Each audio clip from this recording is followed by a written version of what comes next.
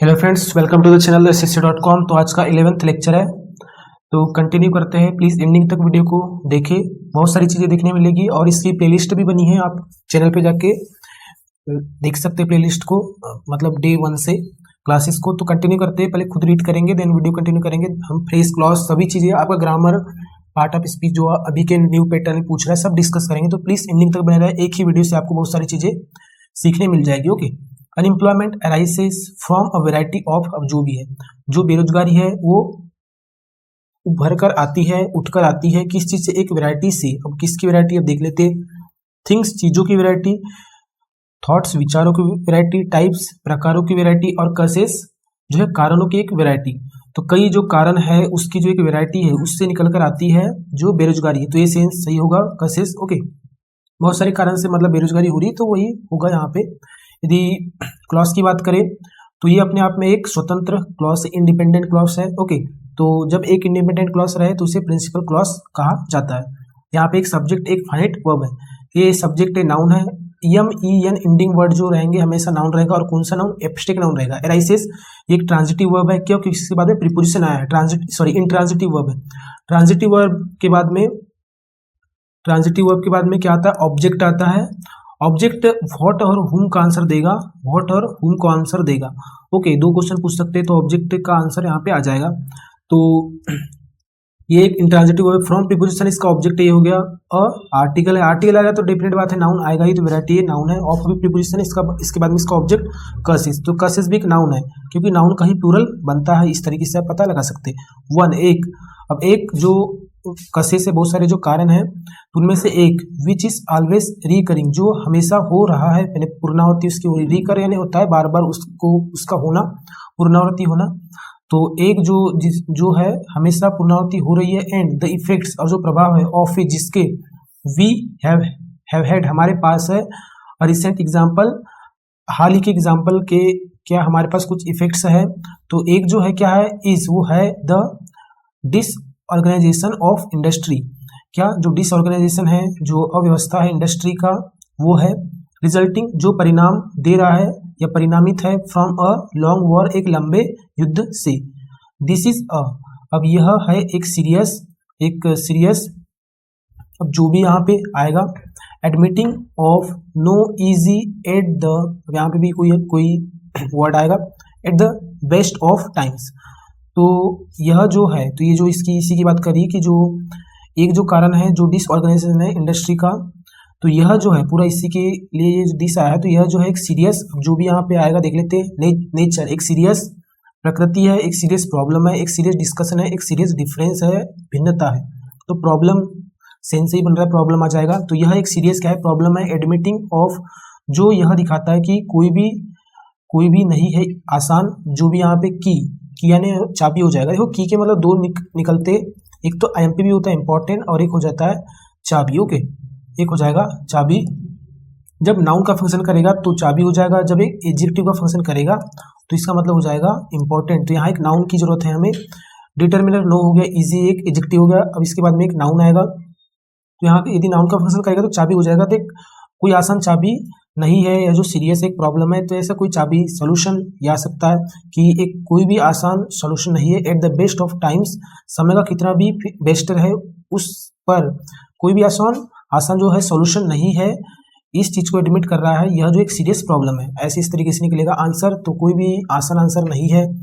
Clue यानी तो संकेत हो जाता है, हिंट हो जाता है, तो बिल्कुल नहीं आएगा, तो सोल्यूशन आ जाएगा। ओके, एक बार फिर से पूरा पढ़ लेते हैं कि एक जो कसेस है, जो कारण है, उनमें से एक जो, अच्छा यहाँ पे जो विच एक रिलेटिव प्रोनाउन है, रिलेटिव प्रोनाउन से जो भी क्लॉज स्टार्ट होगा वो एक एडजेक्टिव क्लॉज होगा। तो ये जो है विच इज ऑलवेज रिकरिंग, ये जो है पूरा का पूरा एक एडजेक्टिव क्लॉज है। और एंड से इससे जुड़ा है, तो इधर भी एक एडजेक्टिव क्लॉज ही होगा। तो we have had an recent example, ये भी एक क्या है? एडजेक्टिव क्लॉज होगा।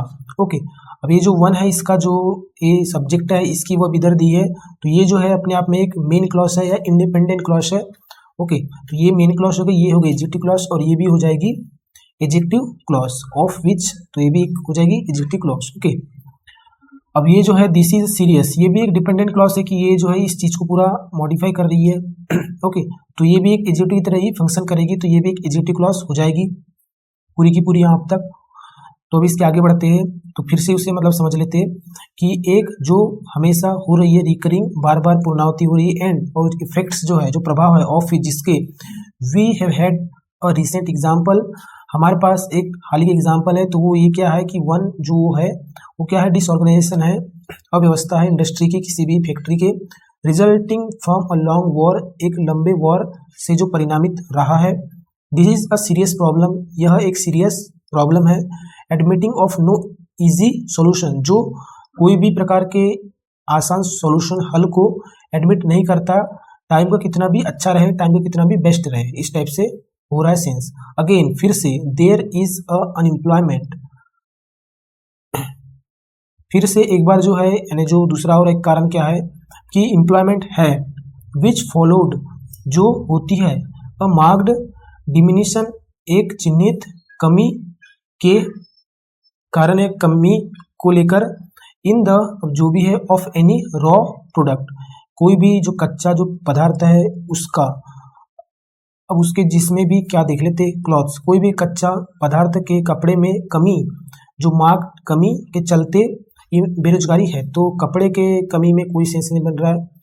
क्वांटिटी, क्वांटिटी मतलब मात्रा, तो जो बेरोजगारी है जो हो रही है एक चिन्हित कमी के कारण, किसमें, मात्रा में, किसी भी कच्चे प्रोडक्ट के, तो ये सेंस दे सकता है क्योंकि क्वांटिटी कम होगी तो वहाँ पे एम्प्लॉयमेंट की जरूरत थी हमें, मतलब एम्प्लॉयर की जरूरत ही कम पड़ेगी। जहाँ पे 100 पहले 100 टन कॉटन निकल रहा था तो अब 80 निकल रहा है, तो 100 के लिए यदि 100 लोग लग रहे थे तो अब 80 के लिए 80 लोग लगेंगे। तो इसी तरीके से यहाँ पे सेंस बन रहा है कि जो रॉ प्रोडक्ट है, जो कच्चा पदार्थ है, जैसे कॉटन ले सकते हैं, यहाँ पे दिया भी है, तो उसकी जो क्वांटिटी में जो कमी है, जो चिन्हित कमी है, इसके चलते और एक एम्प्लॉयमेंट फिर से है, ये भी एक कारण हो रहा है।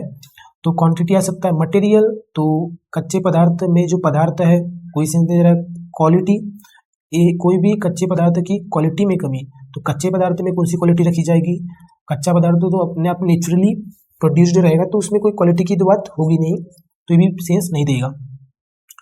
तो ये जो हो जाएगा अपने आप में main clause, independent clause. The unemployment, ये क्या है, सब्जेक्ट है। इसकी जो वर्ब लिखी है इस इधर लिखी गई है, यहाँ पे लगा है इन्वर्जन, इन्वर्जन लगा है। इन्वर्जन में क्या होता है, सब्जेक्ट की वर्ब सब्जेक्ट से पहले लिखी जाती है, क्योंकि देयर एक एडवर्ब है और देयर के बाद में ही इन्वर्जन लगता है। इसी तरीके से rare, seldom, okay, no sooner, no sooner, hardly,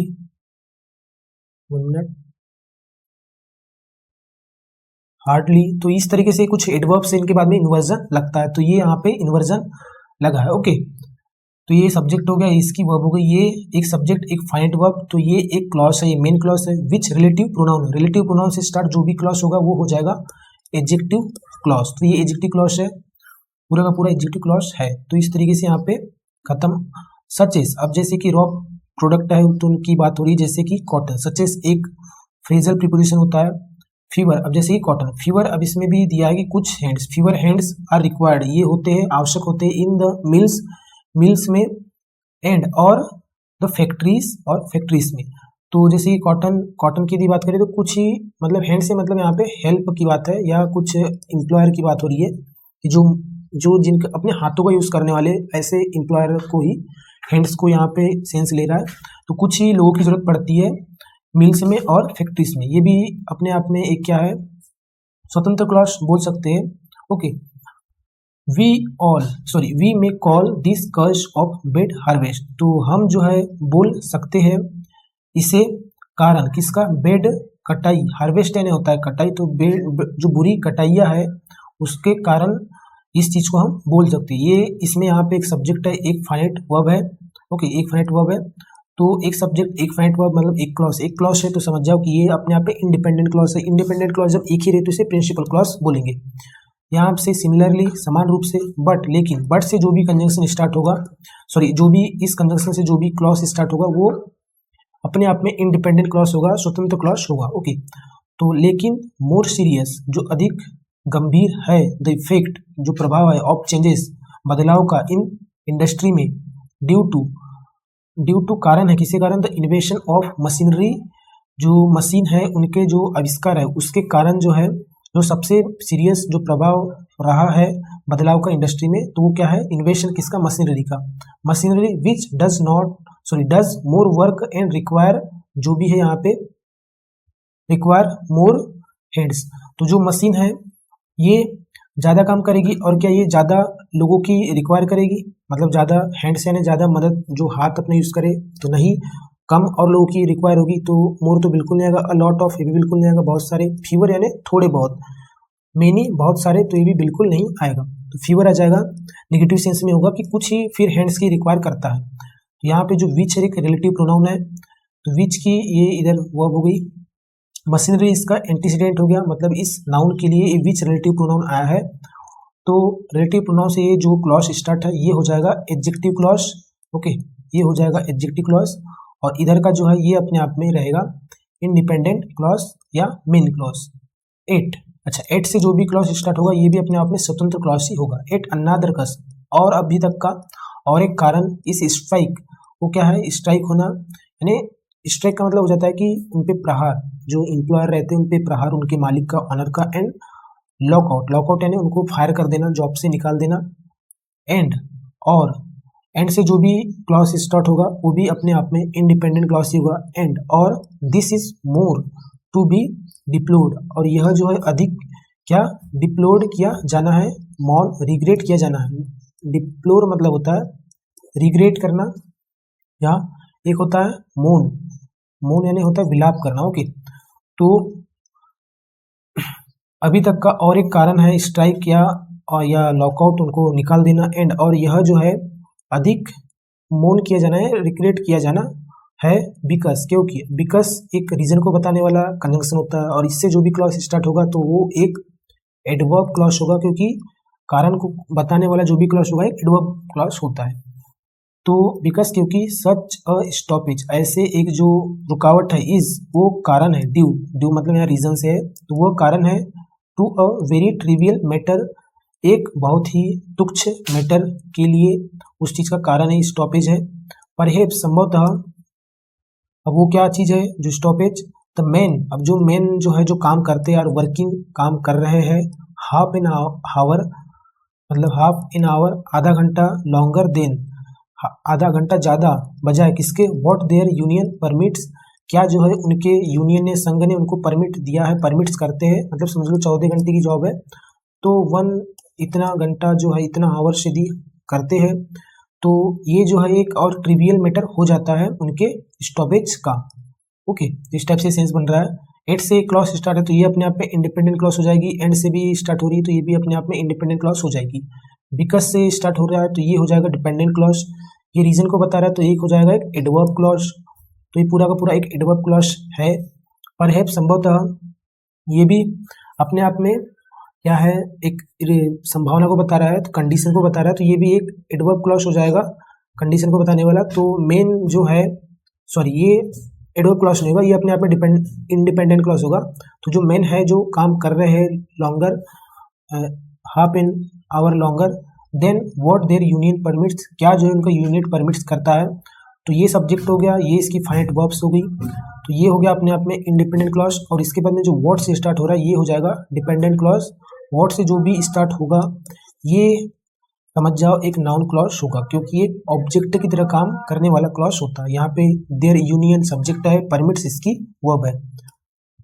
simple present tense में फॉर्मूला लिखा गया है, ओके। सब्जेक्ट सिंगुलर है इसलिए वर्ब में यस लगाया गया है। पार्ट ऑफ स्पीच की बात करें तो ये क्या है, एक कंजंक्शन है, अनादर एक डिटर्मिनर है, कस एक नाउन है जो एक सब्जेक्ट का काम कर रहा है पूरा का पूरा। इस लिंकिंग वर्ब है, स्ट्राइक नाउन है और लॉकआउट भी एक नाउन है।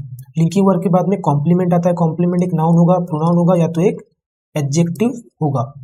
एंड एक कंजंक्शन है, दिस एक प्रोनाउन है, ये डेमोन्स्ट्रेटिव प्रोनाउन होता है, ये भी एक लिंकिंग वर्ब है। मोर ये एक एडवर्ब है, सॉरी एडजेक्टिव है। टू बी डिप्लोर्ड ये जो है पैसिव है, इन्फिनेटिव का पैसिव, टू प्लस वर्ब की जीरो फॉर्म इसे इन्फिनेटिव कहा जाता है, इसी का पैसिव बनता है to plus be plus verb की थर्ड फॉर्म, ये बन जाता है इसका पैसिव। जैसे कि टू गो, तो इसका मतलब हो जाएगा जाना, टू बी, एक मिनट, टू गो और टू बी गॉन, ये बी है, तो टू गो ये हो जाएगा इन्फिनिटिव, इसका मतलब जाना निकलेगा। जब हिंदी सेंस निकालेंगे तो टू बी गॉन का मतलब ले जाया जाना, दोनों में यही सेंस निकलता है।